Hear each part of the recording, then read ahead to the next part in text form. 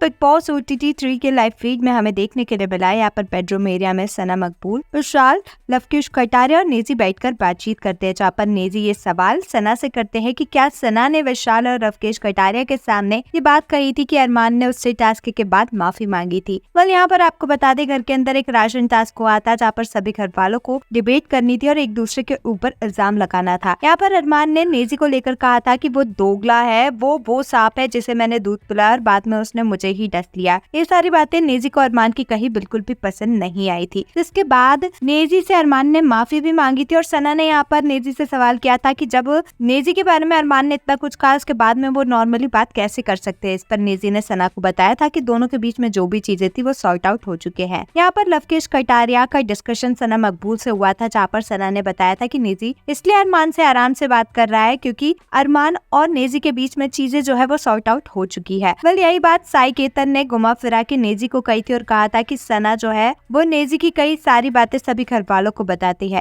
Well यहाँ पर नेजी जो है वो साई के ऊपर भी भड़कते हुए नजर आए थे और उन्होंने कहा था कि सना उनकी दोस्त है, वो अपनी सारी बातें उनके साथ शेयर कर सकते हैं। अरमान के लिए नेजी यहाँ पर ये कहते हुए नजर आए कि उनका अरमान के साथ पहले जो रिश्ता था अब वो नहीं है और जैसे वो पहले उसको अपना भाई मानते थे अब वो शो के एंड तक कभी भी नहीं हो सकता है। वो रिस्पेक्ट अब वो दोबारा अरमान को नहीं दे पाएंगे। वह सना मकबूल यहाँ पर नेजी को कहती है कि वो जाकर अरमान के सामने और साई के सामने भी ये बात कहे कि अरमान को नेजी से या नेजी को अरमान से बात करनी होगी तो वो आपस में बात कर लेंगे, साई को इस पे पढ़ने की कोई भी जरूरत नहीं है। वेल सना ये भी कहती हुई दिखाई दी कि वो साई से जाकर ये भी कह दे कि उन्होंने सना के साथ डिस्कशन में ये बात कही थी और इसमें लवकुश कटारिया और विशाल का कोई भी रोल नहीं था। वेल आपका नेजी और अरमान की टूटी फ्रेंडशिप पर क्या कुछ है कहना हमें कमेंट्स में जरूर बताएं। ऐसी ही अपडेट्स के लिए हमारे चैनल को सब्सक्राइब करें।